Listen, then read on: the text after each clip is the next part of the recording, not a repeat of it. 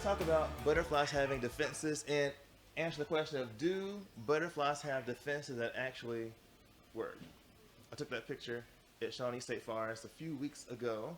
A massacre, obviously. This is probably a blue-gray gnatcatcher that was sitting out in a tree somewhere. They specialize in catching aerial food. So butterflies, dragonflies, something that's flying, it snatches them out the air.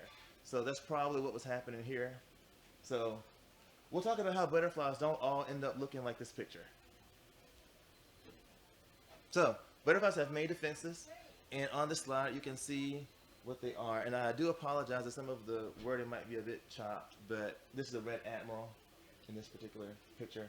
But several types of defenses, and we will talk about each of them in detail. So first defense is camouflage. So butterflies utilize camouflage, which is a way of blending in with the substrate. Where are they situated? What are they up against? It's a way of being concealed in plain sight. And it gives you an opportunity to see the enemy first as opposed to the enemy seeing you first. So camouflage, way of blending in with the surroundings. So this is butterflies, and they do this in one of two common ways. The butterfly blends in with wood and dead leaves. So if you look at these particular photographs, you'll notice that the butterfly is blending in very well either with the dead leaves, the wood, or you can see how it easily could. So I'm going to challenge you. And by the way, these pictures are taken over, I don't know, the past 7 years. A lot of these pictures in this presentation are. And they started off when I had an iPhone 5. So they're not all the same quality. But I did keep this Hackberry Emperor picture in here from my iPhone 5S for a reason. And it's because I think it really gives you an idea of how this looks in nature. Can you see the pair of Hackberry Emperors in that picture? It's not just one, but two. But you have to look very closely. They're mating. So they blend in that well with the wood. So if you're walking by, you're probably not going to notice that. Which brings up a topic which a lot of people ask me. They said, well, Glenn, how were you able to find that butterfly? And I always give the response of I have to scare them up. I walk through, I hope to see them fly away. And then when they fly, I'm watching them to see where they go to land. And where they go to land, I'm able to go and sneak up on them and get a nice picture, hopefully. Hopefully they'll cooperate. Another really cool thing I want to maybe point out to you guys is this harvester butterfly. This harvester butterfly is the only carnivorous butterfly in the North America. So not just United States, but entirety of the North American continent. The caterpillar eats aphids, and the adult butterfly eats the honeydew from aphids. So this butterfly wants meat. It does not want nectar. There's a quote by Ponce Dennis, which says that the butterfly is a flying flower, the flower a tethered butterfly. And that is not by accident. So if you are a butterfly, what are you probably doing? You're probably getting nectar. So would it be advantageous to blend in with the flowers that you are nectaring on? So that is another form of camouflage. So some of these butterflies that we think of as being very brightly colored and stand out very brightly, when they are nectaring, they're not so obvious. So take a look at some of these. So in particular, and I want to point out too, some of these pictures of some of these plants may not be native to this region. I'm from Mississippi, so some of these plants further south are much more common. And some plants, of course, are introduced. But this is a cross vine cultivar.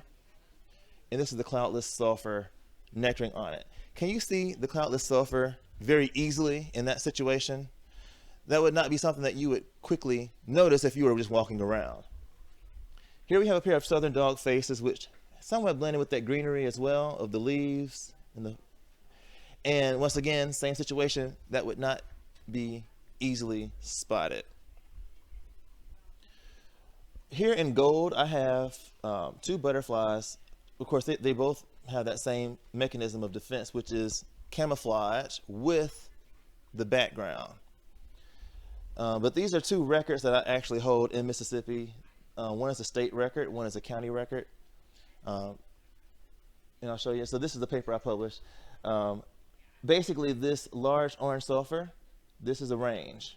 of where it has been documented. But in 2016, I actually found it in Oktibbeha County, which is where I was going to school. So I was able to get that record, and me and Terrence, which is the museum curator at Mississippi State University, we got together, we published this paper on these 2 sightings. So that was a privilege to be able to work with on that. But anyway, caterpillars use the same defense. The butterflies in their entire life cycle utilize camouflage. So if you're a caterpillar, you don't have the advantage of being able to fly away like an adult butterfly would. So what do you get to do? You get to blend in really well. So here you have cabbage white caterpillar. I mean, that's probably a nasty word around here. I think many of us are tired of those. By the way, they are a European species. They're not native to here, but I still like them. I have a soft spot for them. But these caterpillars are very well disguised and very well hidden. Take a look at this great southern white caterpillar and this large orange sulfur. So same situation, this large orange sulfur caterpillar is yellow and black. You might think that stands out so much, but against that partridge pea, which is a host plant, you don't see it. It blends in very well with those flowers. So a lot of times I'm able to spot caterpillars because personally, I'll be honest, I'm not the best. Now, one thing you can do, you can go out at night with a black light. They glow blue in black light at night. It's kind of cool. But typically during the daytime, by the way, that has to be at night for that to work. But during the daytime, I go out, I look for bite marks in a leaf. If I can find a bite mark, I'm looking on the trunk, I'm looking underneath the leaf, I'm looking in different places to try to find that caterpillar. If I find a rolled up leaf, maybe there's a caterpillar in there. But maybe that's a spider, and that's another story. An unwelcome surprise. The chrysalis, same type of defense. Take a look at these guys. These are the butterflies as they are metamorphosizing from the caterpillar stage to the adult stage. And if we take the analogy of a butterfly being fast food or Meals on Wings, a chrysalis is just a protein shake. Liquid on the inside, anybody that happens to stumble across it, it's pretty defensive. All it can do is wiggle. It can wiggle on you, but that's it. So their only defense is that they're able to stay hidden away. So these are just a few. And by the way, all these I'm featuring, these are butterflies from our area. So these are crystals that you might happen to stumble across in the field if you're looking hard enough. Another defense is confusion. So confusion is a way that I can throw you off. I make you don't know what you're looking at. What am I looking at? What am I seeing? I don't know. Well, that's confusion. So this is a meme that was very popular a few years ago. And there's 2 main butterfly types that utilize that defense mechanism of confusion. You have your gossamer wing butterflies or your Lyciendae butterflies, and then you have your swallowtails. Your gossamer wings, and I'll point them out to you, but literally translated that means spider web. So a spider web wing butterfly. I'll show you what it means. I don't know that I necessarily always agree with that, but it is what the powers that be decided a long time ago. But the main question you're going to ask yourself most likely is, what am I looking at? Now, I'm going to tell you something kind of going into this. When I show you some of these pictures that I'm about to show you, when I show my friends these pictures, they say, Glenn, like, what am I looking at? Like, is this the head? Is this the tail? I don't know. Wait, explain. I've had that happen numerous times. So if you guys feel the same way, this is very intentionally done, in this case by nature. So here on the left, you have a gray hair streak, and you have these hind wing projections on the back wing. Oops, I did not mean to do that. But you have hind wing projections on the back wing. Let's think about for a second, let's take a step back and look at a butterfly from a physical perspective. Physically, a butterfly can fly with as little as, or at least as small of 30% of its wing mass. Still fly, still get around, no problem. So if you're a bird and you happen to clip a butterfly at the wing and you break some of that wing off, butterfly flies away. Perfectly fine. It can live its full life, no problems, right? So if you're a butterfly, you want a bird or you want a praying mantis, you want somebody to, if they're going to attack, you want them to attack the wing. Because if they tear your wings, you can get away, right? So you have these hind wing projections that kind of make it very indistinct. Where is the butterfly's head? Where would you attack? So you guys here, small enough crowd. I'll get you guys involved. So think about it for a second. Which one on this gray hair streak would you say is the head? Would it be A or would it be B? So who says A? Head is A. Who says B? The head actually is A. B, these are hind wing projections. So here on the right, I have a juniper hair streak as well. By the way, they're really cool. They're green. They're emerald green. They just look to me like flying jewels, flying emeralds. But the really cool thing about them, they have the same hind wing projections. And all of these gossamer wing butterflies, or Lycaenidae, they all couple this illusion with a behavior. And the behavior is grinding. So grinding refers to how the wings that take those back wings, and I apologize for the being loud on the mic, but you take the hind wings and you actually move them. And you make those false antennae, those hind wing projections, which these are false antennae, you make them look even more lifelike. So I'm going to actually show you guys what that looks like, okay? So look here on the right. This is the juniper hair streak. Notice how he's grinding those hind wings. And those antenna projections are actually moving. So he is really playing into his defense of having a false head.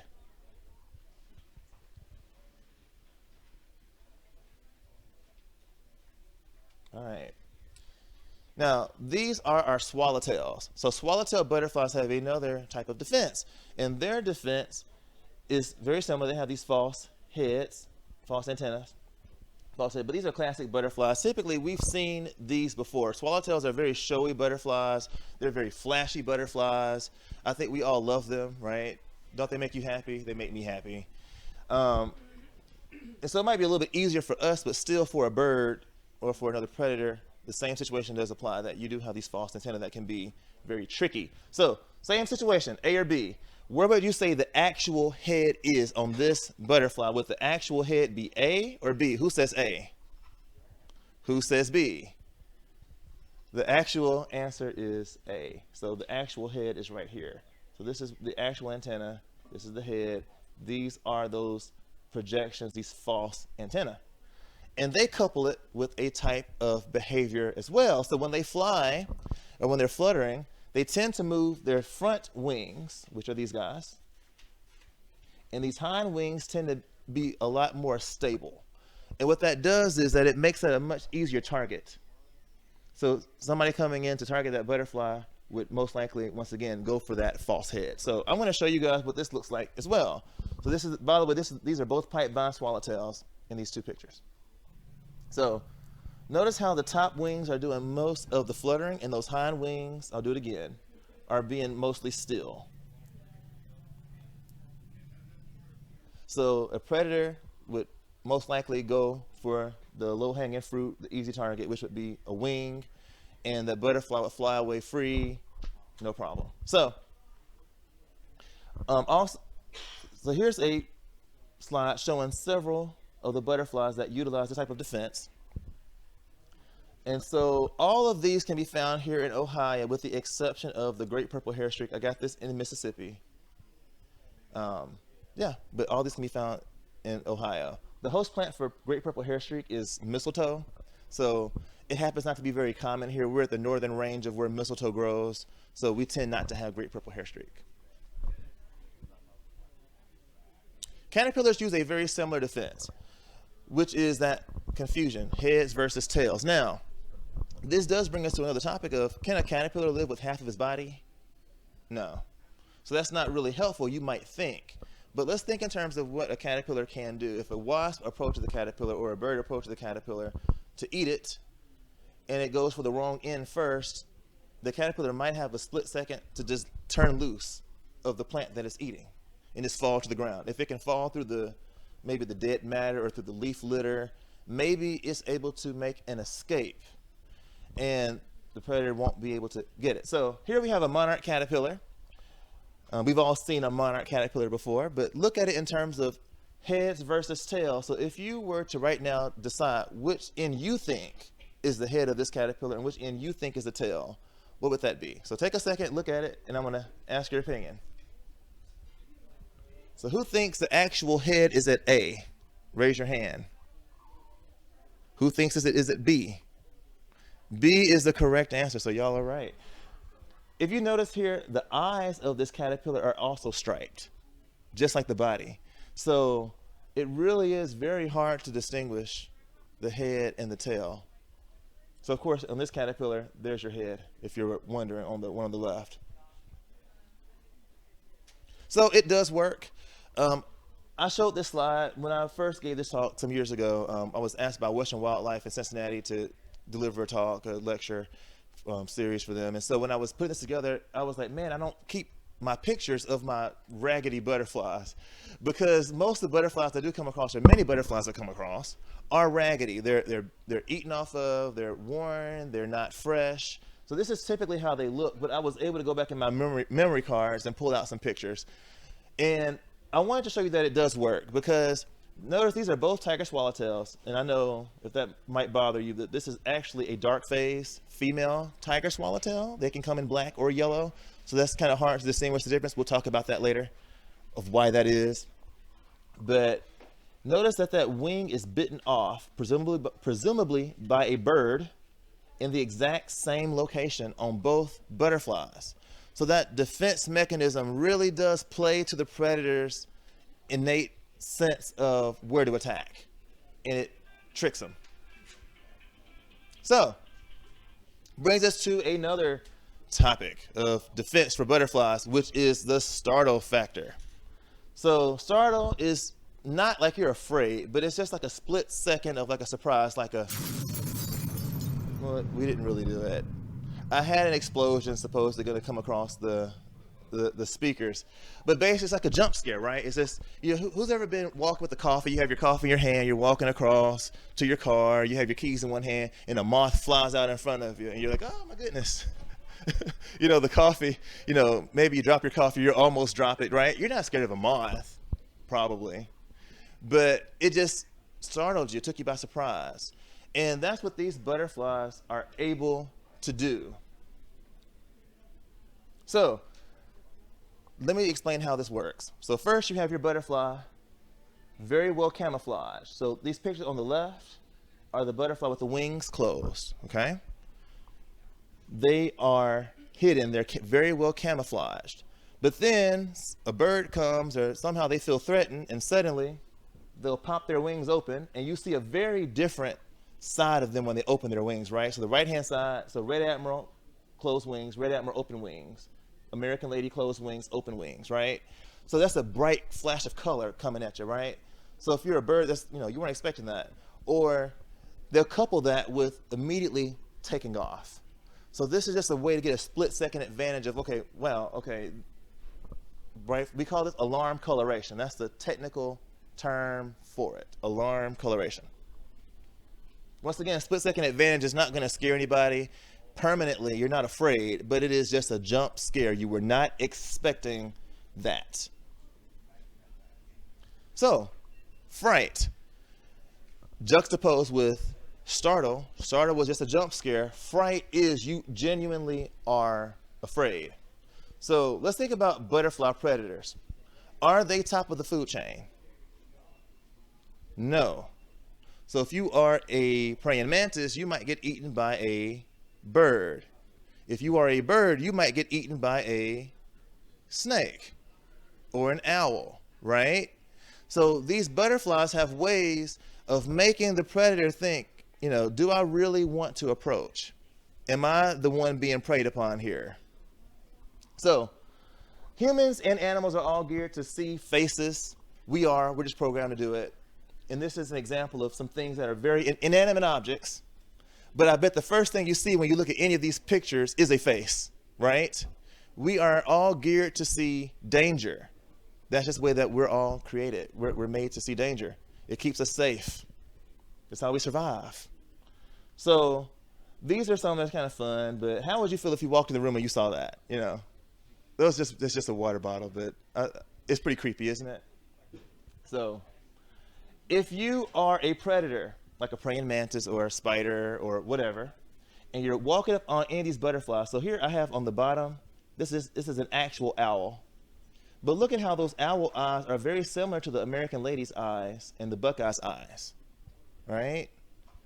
So do you actually want to take a chance and approach that and try to eat that buckeye? I don't know. I have a picture here. This is not native, but these are some cats with all the glowing eyes, but still the same principle applies, that this is kind of creepy. And that is what you're seeing when you're looking at like this common wood nymph, this northern pearly eye. You're seeing all of that going on. So all these fake eyes, you're honing in on the enemy's sense of self-preservation. They want a meal, but they want an easy one. They don't want to potentially get eaten themselves. So that's how that works. That's fright. Caterpillars use the same line of defense as well. These are all swallowtail caterpillars. Swallowtail caterpillars have this ability to look and act like snakes. They look like snakes. By the way, you see these eye spots on the caterpillar? Those are not their eyes. That's just face paint, as I call it. That's just their design on their body. Their actual eyes are in the very front. That's this clear spot, that's their eyes. So you can't see it. But what they have this osmeterium. The osmeterium are those fleshy horns that they can pop out and pop open. So they feel threatened, they'll pop open those horns. Look like a snake's tongue, right? And they will actually rear up like a snake. And in addition to just looking like a snake and threatening the bird away, but these also stink really bad. They have a chemical defense as well, so it smells bad, unappetizing.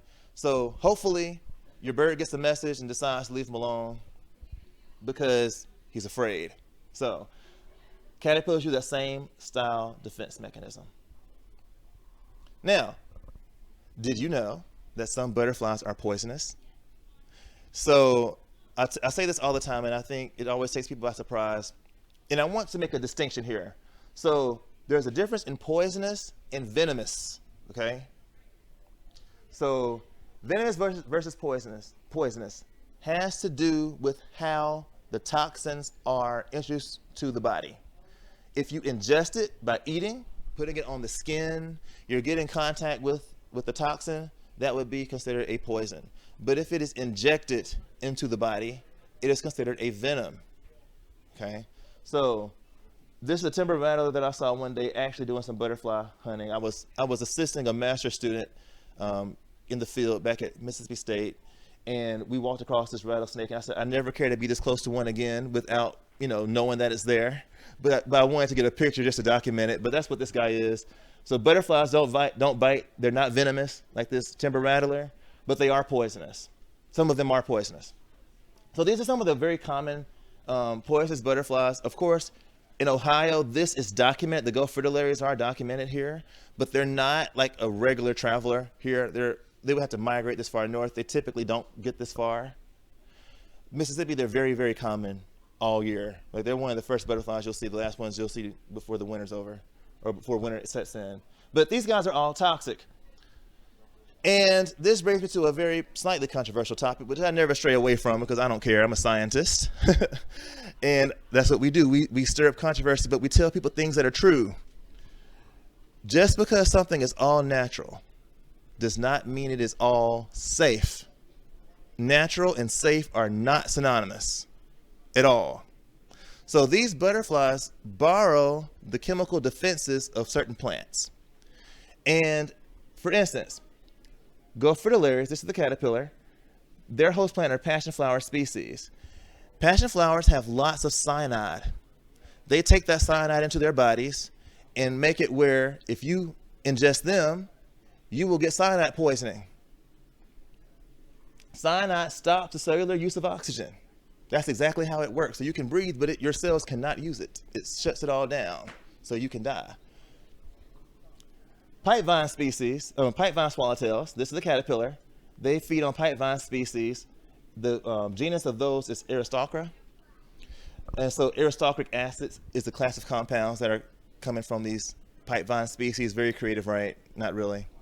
But basically, they are cancer-causing agents in nature. Oh my goodness, who would have thought? But they're also very bitter. They cause nausea. They make you throw up. They make you sick. these caterpillars are able to ingest that, put that into their body, and they, as well as their adult form, are toxic. Monarchs, very popular butterfly, also poisonous. They feed on milkweed species and concentrate these cardiac glycosides into their bodies. They cause heart attack. So cardiac glycosides, what they do, they increase the volume of blood going to your heart expands, you can't cope with that expansion of volume, and next thing you know, your heart stops. So these are all native plants. Don't go eating them, they're not safe.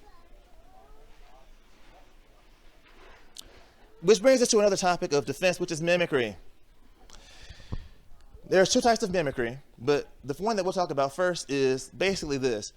Why should I have to develop a chemical defensive mechanism to be toxic when I can just look like my neighbor who is toxic?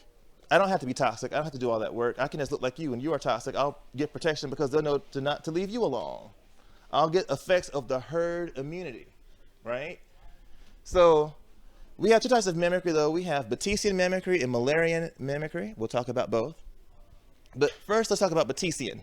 So Batesian mimicry is where we have an edible animal that is protected by its resemblance to a toxic animal. So here we have a pipe vine swallowtail, which we just discussed. These are toxic, okay? None of these guys are toxic, none of them. They are not the same species. There's a black swallowtail, this is the female, spice-bush swallowtail, eastern tiger, red spotted purple, but they all mimic that pipe vine swallowtail. Now, for this to work, you do have to have this guy around. The birds have to learn an avoidance to this. So let's think about how that would happen. The bird comes in, attacks a pipe vine swallowtail, gets a clip of the wing, gets food poisoning. That was nasty, that made me feel really sick. We don't want to kill the bird. The butterfly's not trying to kill it, it just wants to make it sick. Okay, the bird gets sick, food poisoning, remembers, this guy, bad news. When it comes across any of these guys, is it going to attack? Probably not, because it doesn't know. That looks the same.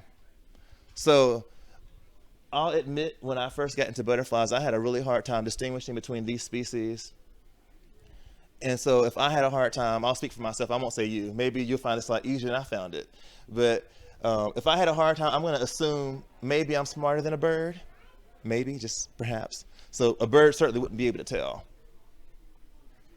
More famous example, monarch versus viceroy. So here we have the monarch, toxic, the viceroy, which is not. And so if everybody knows this guy is bad news, you don't fool with the viceroy. Now, once again, for this to work, you do have to have the toxic guys being attacked, correct? Does that make sense? We have to have some type of sacrifice being made of the toxic species in order for the predators to learn that avoidance behavior to that species, correct? So what about when I have more than one toxic species and I want to minimize the amount of sacrifice that I have to make? Well, I can have more than one toxic species that look very similar. And the advantage here is the birds don't have to learn avoidance from the monarch, the queen, or the soldier separately. They can learn this avoidance with any of them. So learn avoidance with the monarch, you want to attack any of these. Learn avoidance with the soldier, you want to attack any of those. Or the queen, vice versa, right?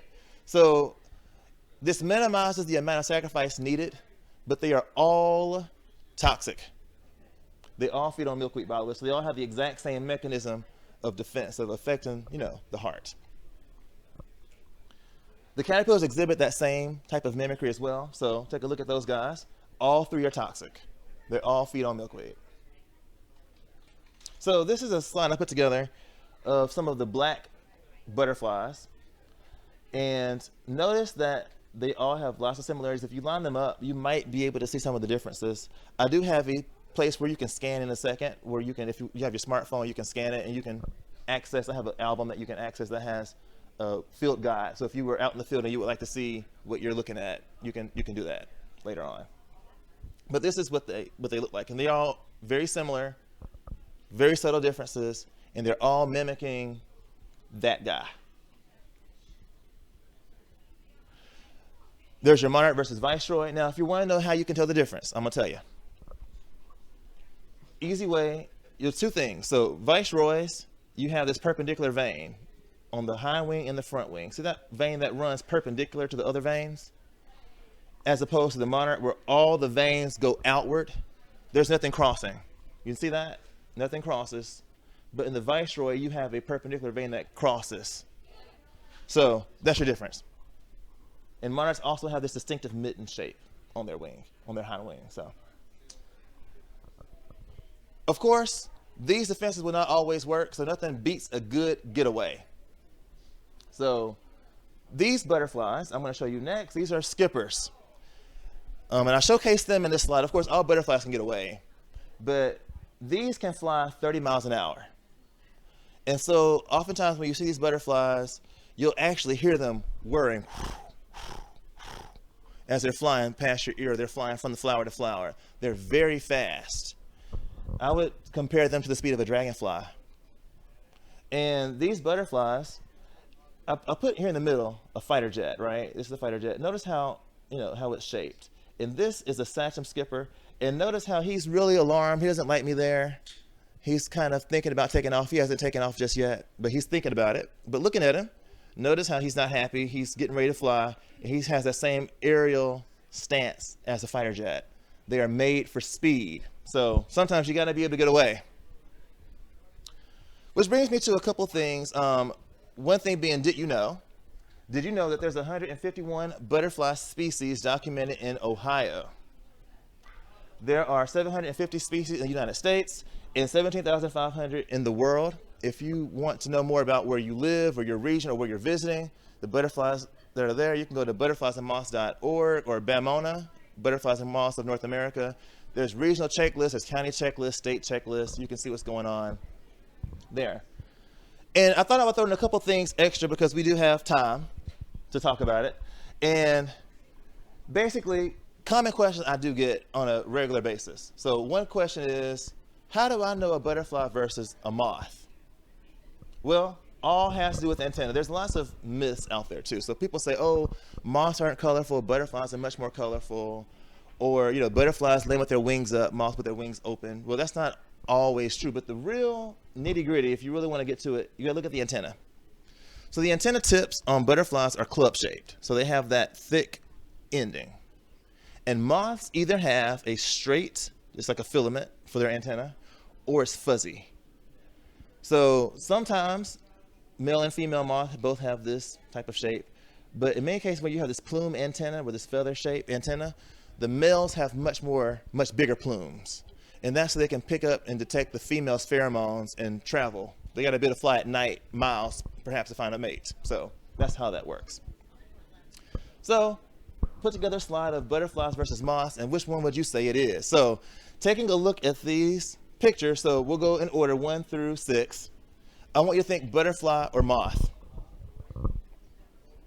So number 1, butterfly or moth? It is a moth.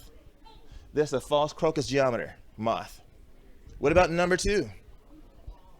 That's right. I heard Luna moth. That's correct. So it is a Luna moth. What about number 3? That's the Io. Correct. Io moth. Number 4, butterfly. Anybody tricked by the fact that it wasn't very colorful? Look at those antennae. Club shape. What number 5? Butterfly. That's the tawny emperor. And number 6, moth. That's a Cecropia. That's the largest North American moth, by the way. So butterflies are not always colorful. Moths are not always drab. You have to look at those antennae. That's really your distinguishing feature. So one more thing. We talked about butterfly defenses, which they are equipped for against things in nature, but they are not equipped for the challenges that we as humans are putting them up against, and we're stressing the natural environment. So our planet is in crisis. Back, 50 years ago, 100 years ago, or even further back, we had lots of biodiversity, lots of land, lots of plants, and just diversity. But as we have put in farmland, as we have installed housing and urban development, malls and parks and things like that, lawns, we have really stressed this environment to where we have less diversity, and even now where you have these monocultures and even less diversity as opposed to that. And butterflies all have very specific needs. They need habitat, they need host plants, and when you take that away, you lose butterflies. So if you talk to somebody who goes back 50 years, they'll say, oh, butterflies were so common, I used to see them all the time. But we don't see them nearly that often anymore. And there's many butterflies that are on the endangered or threatened list. And the very first insect that has been considered extinct now is a butterfly. And I'll show you that picture in a second. But basically, we could be facing another silent spring. If you're a bird person versus a butterfly person, think about caterpillars being bird food. And when you have less caterpillars, you have less birds. So we are really putting ourselves in a very bad situation. So a couple things I said, direct tie between these native plants and butterflies. This is lupin. Carner blues as well as frosted elfins depend on that, and they're both endangered.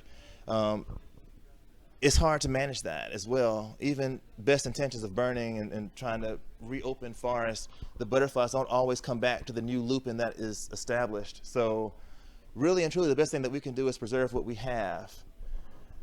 Really hard to do. We also introduce alien insects, and we bring in sometimes wood or pallets from other countries, like the emerald ash borer. Have we all heard the nightmare of the emerald ash borer around here? Yeah. If you drive certain places, you'll even see signs where they say, please do not move the firewood. Why is that? We don't want this guy moving around because it'll kill the emerald ash, which is, of course, that's a host plant for giant swallowtails and other things as well.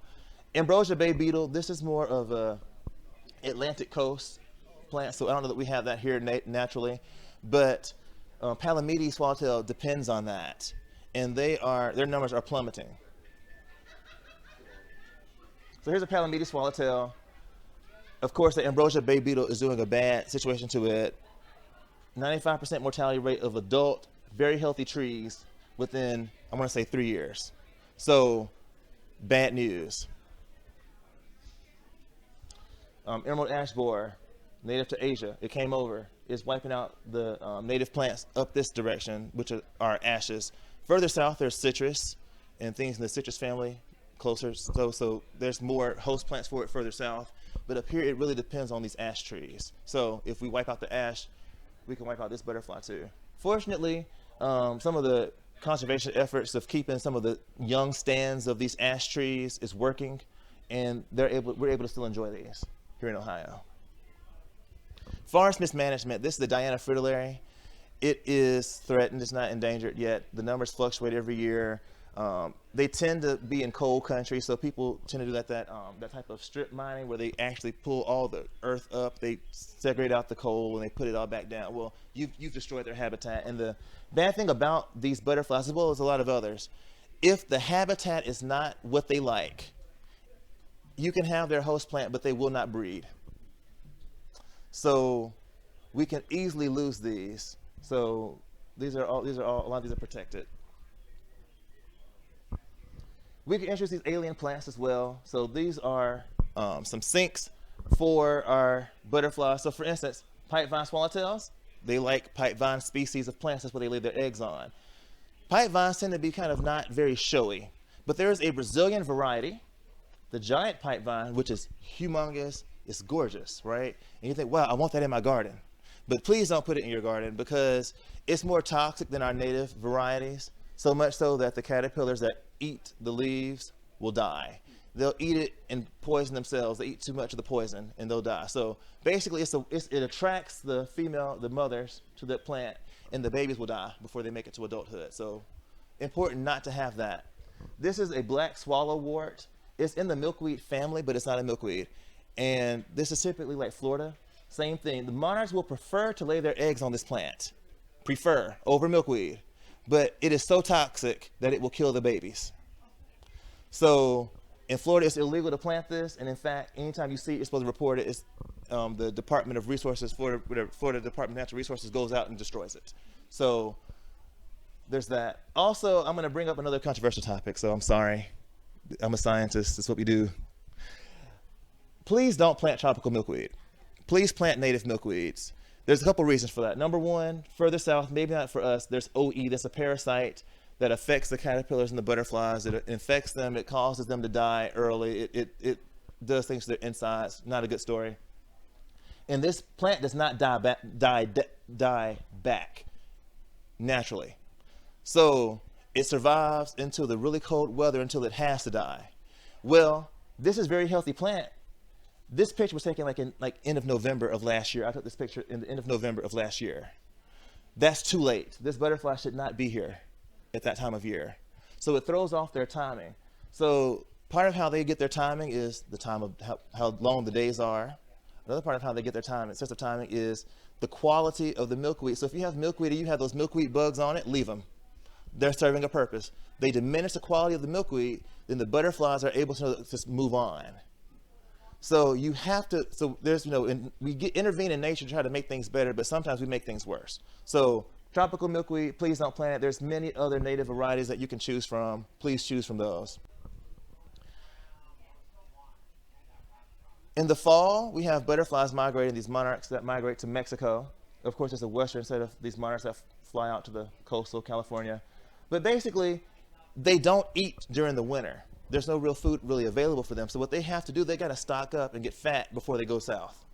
So they really depend on these late fall blooming plants. If they don't get enough food, they don't have enough fat, what happens over the winter? They starve. So when we spray our roadsides, when we cut all the grass, we're leaving these butterflies with not enough fat reserved to survive all winter. And these are just pictures taken from underneath the trees where they've been hibernating, of all these dead butterflies that have most likely died as a result of starvation. So late blooming plants are very important for monarchs. So what should I do? Do grow native milkweeds. Do not raise caterpillars indoors, monarch caterpillars indoors. Do not ship monarchs across state lines. That was another big controversial thing that I was, told somebody, please don't ship them to Mexico. But people do that, I'm surprised, but we can be introducing bad genetics to the next generation. We do not want that. So we want them to naturally make their way south. How do we help that to happen? Don't plant tropical milkweed. They will go south, I promise you. Do not release monarch butterflies from butterfly farms. So people think it's so beautiful to have a wedding and release the monarchs. Please don't, because these butterflies are inbred oftentimes. They have issues, and we're introducing all of these problems into our native gene pool. First cause human extinction is a butterfly. This is the Xerxes blue. This is from Mississippi State University, from their collection. I actually was able to see this while I was down there when we received this part of the collection. We have good DNA, so we could bring this butterfly back genetically, but the problem is there's nothing to bring it back to. The habitat is all gone, the plants are all gone, and there's no guarantee that even if we did bring it back and had the plants, that it would be willing to breed and reintroduce back into the wild. So it's not going to happen. But it does raise an awareness piece for us of that as conservationists, we have to do better. We've got to try to step in right now. So what can you do? Plant native plants, not just milkweeds, not just the host plants, but also plants that the butterflies need for nectar. Allow certain parts of your lawn to become pollinator habitat if you can. I know some of you have homeowners associations, but work with it best as you can. But in the lower 48 states, according to NASA, in 2005, there are 40 million acres of lawn. And that's 40 million acres of land stolen from our pollinators. They don't have food over those 40 million acres. We've taken it from them. Please don't move area and firewood firewood from areas where they say don't move them from. You'll notice that if you do these steps of planting the native plants, you'll start seeing all kinds of things you've never seen before. And basically, you can start document these sites with iNaturalist. It becomes very addictive, and you can't wait to see what you'll find in your yard today.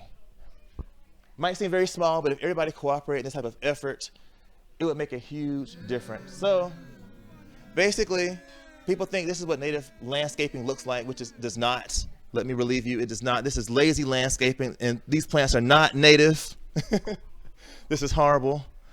So people think, what will my homeowners association think? But if you are able to do it properly, you can have a yard that looks like this. And this is really nice because it's low maintenance. You save money and water. You don't have to water these plants. They're made for this environment. You don't need pesticides. And you can be an environmental steward, and you can be the envy of all of your neighbors. So I want to end this talk with a quote, with two quotes. I like to kind of do them back to back. And the first quote is by Aristotle, which is, there is something of the marvelous in all things of nature. And Mary Oliver says, to pay attention, be astonished, and tell about it. So as you guys hopefully take this forward, maybe you'll notice butterflies in a different light. Please be sure you share this with your friends and your neighbors, because I think anything we can do to enlighten people to some of these challenges, I think it really does play a very powerful role. So thank you, Friends of Serpent Mound, for having me. Thank you, everybody, for attending my talk. And I want to give us thanks, although not here, Mississippi State University, which is where I learned a lot, where I cut my teeth on some of these butterflies and moths and things of such. And open the floor to any kind of question that you guys might happen to have. My degree is chemistry, so I'm an analytical chemist. Yes. Yes.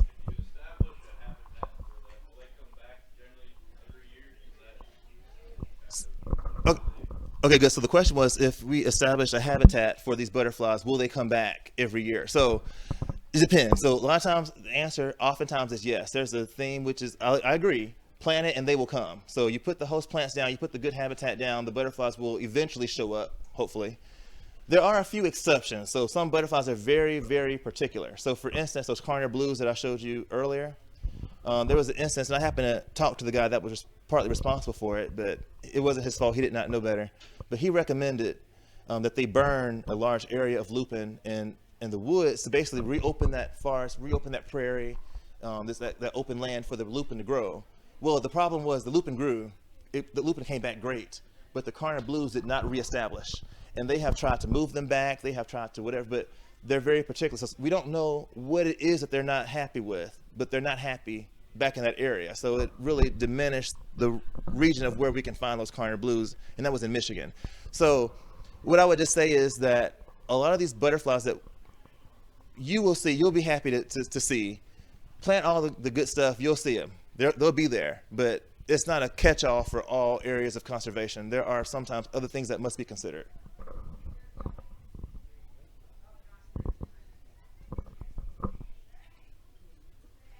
Any other questions?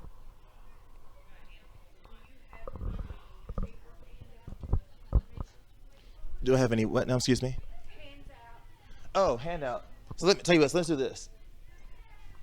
You might want to scan that with your smartphone, and that will give you my information. It'll give you, I have the Monarch versus Viceroy on there, as well as all those black butterflies, so it'll help you distinguish them. So if you're out in the field and you want to know what something is, because I know that was one of my struggles when I was first getting started, was that a lot of times the pictures that are in the books are the specimens that have been, they've been preserved and spread, and the wings are open, and they look very different to me in life when they're fluttering on a flower than they do in that box, which I think the box is really important too. I'm not saying that that needs to happen all the time, but but at the same time, though, I think they look different. So my pictures are butterflies that are alive and well, and so that is going to be most likely how they would appear to you in the field. So I put that together, that small field guide. Maybe in the future I'll put together a much bigger project in connection with that, but for now I'll share that with you,